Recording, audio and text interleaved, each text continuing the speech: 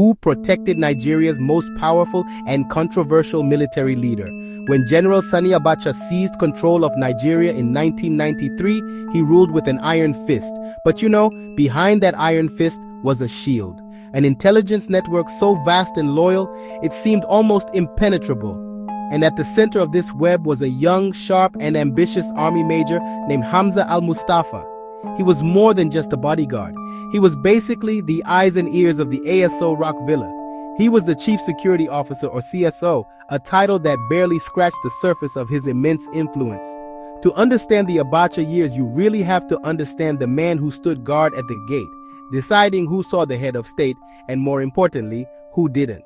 Al-Mustapha's journey into the heart of military power began, like many others, at the Nigerian Defense Academy.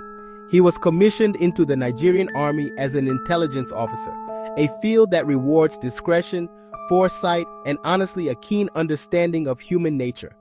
His early career was marked by a quiet efficiency and a reputation for being exceptionally thorough.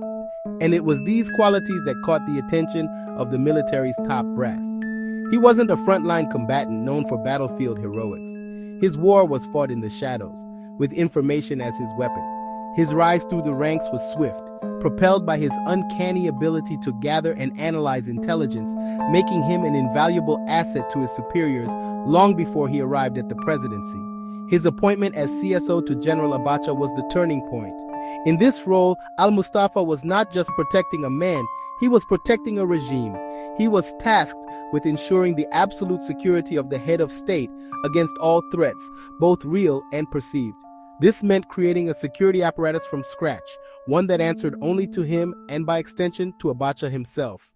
As Chief Security Officer, Hamza Al-Mustapha became the enforcer of the Abacha regime's will.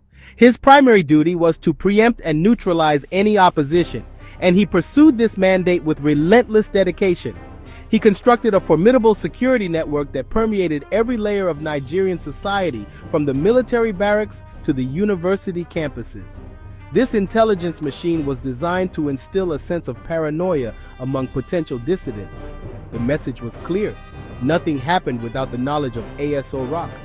This atmosphere of fear was a powerful tool of control, making organized resistance incredibly difficult. His name became synonymous with the state's security power, a whisper in political circles that carried the weight of a command. His reputation was a complex paradox. He was both respected for his fierce loyalty and feared for his methods. Within the military, many saw him as a brilliant and disciplined officer who was simply doing his job with exceptional skill. They admired his ability to keep the notoriously unstable political environment under lock and key. However, outside this circle, he was viewed as the architect of a repressive system. Stories, whether true or exaggerated, circulated widely about his interrogation techniques and the fate of those who crossed the regime. It was said that even high-ranking military officers, men with chests full of medals, would tremble when summoned to his office, often pleading for mercy before they were even accused of a crime. One famous anecdote really illustrates his immense power. A very senior military officer who felt he had been unfairly sidelined reportedly went to ASO Rock to complain directly to General Abacha. Upon arrival, he was directed to Al-Mustapha's office instead. The major listened patiently to the general's grievances.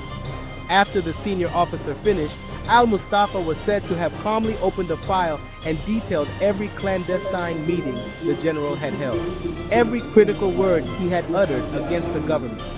The high-ranking officer, confronted with such detailed surveillance, allegedly broke down, begging for forgiveness. Al-Mustapha's influence was not limited to security matters. As the gatekeeper to Abacha, he indirectly shaped policy and political appointments. He had the power to grant or deny access, which meant he could amplify the voices of allies and silence those of rivals. His briefings to the head of state would frame the political landscape, highlighting threats and recommending solutions. This made him a central player in the high-stakes political chess game of the era. His loyalty to Abacha was absolute and unwavering, a bond that gave him the confidence to operate decisively. He was the protector of the throne, and in that role, he became one of the most powerful and feared men in Nigeria. The intricate web of power that Hamza Al-Mustapha had so carefully woven was torn apart by a single unpredictable event. the sudden death of General Sani Abacha on June 8, 1998. For Al-Mustapha, this was not just the loss of his principal. It was the collapse of his entire world. The fortress he had built around the presidency was suddenly without its king. In the chaotic hours that followed Abacha's death, Al-Mustapha found himself at the center of a national crisis. He was the one who controlled the elite security units, the presidential villa, and for a brief moment, the narrative of what would happen next. His immediate actions were crucial in managing the transition of power. According to his own accounts, his first priority was to maintain stability and prevent a violent power struggle within the military. He secured ASO Rock and took charge of the initial communications, informing senior members of the Provisional Ruling Council of the head of state's demise. There are conflicting reports about this critical period. Some say Al-Mustapha attempted to control the succession, trying to install a loyalist. Others, including Al-Mustapha himself, insist he was focused solely on ensuring a constitutional and orderly handover to the next in line, General Abdul Salami Abubakar. He famously claimed he had to force the service chiefs to agree on a successor to avert a national disaster. Whatever his intentions, the tide of power had turned against him irrevocably. The new leadership, headed by General Abubakar, moved quickly to dismantle the security apparatus that Al-Mustapha had built. His elite units were disbanded, and he was swiftly redeployed from his powerful position as CSO to a routine military posting. It was a clear signal that his time at the pinnacle of power was over. The man who was once the gatekeeper of ASO Rock was now an outsider. The system he had so effectively managed was now being used to isolate him. His arrest was not a matter of if, but when. In October 1998, just a few months after Abacha's death, the inevitable happened. Hamza Al-Mustapha was arrested. The charges brought against him were severe, painting a dark picture of his time as CSO. He was accused of orchestrating the assassination of Coup Abiola, the wife of the presumed winner of the 1993 presidential election, Moshood Abiola. He was also charged with the attempted murder of Alex Ibru, the publisher of the Guardian newspaper. The hunter had become the hunted. The man who once held the keys to the nation's security was now locked away, facing a legal battle that would test his resolve and dominate the next chapter of his life. The arrest of Hamza Al-Mustapha marked the beginning of a legal odyssey that would last for nearly 15 years. His time in detention was spent not in a regular prison, but in the maximum security confines of Kirikiri prison in Lagos. From a position of absolute power, he was thrust into a world of confinement, a stark reversal of fortune. His trial became one of the most sensational and closely watched legal dramas in Nigerian history.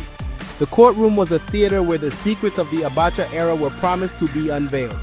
Al-Mustapha, always appearing in court in immaculate traditional attire, maintained his innocence with unwavering conviction, often delivering long, passionate speeches from the dock.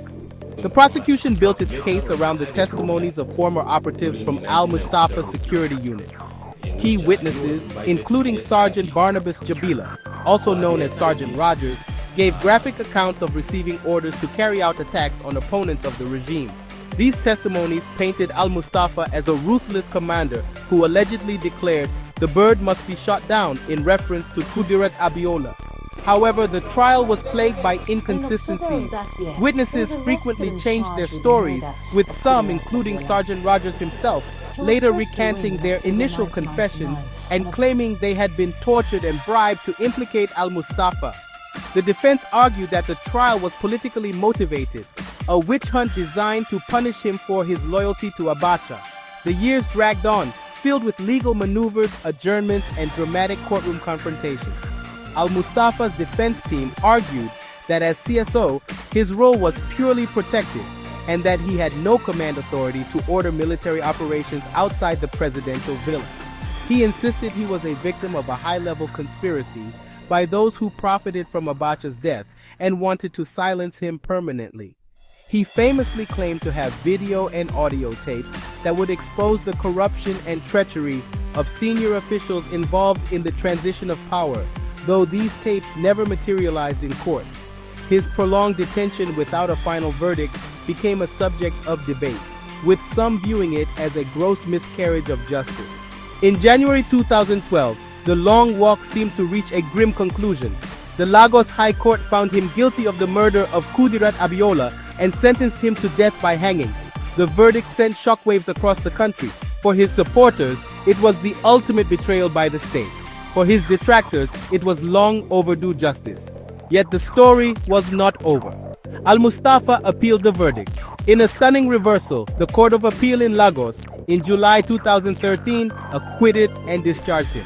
The appellate judges ruled that the evidence against him was weak and contradictory, and that the testimony of the key witnesses was unreliable.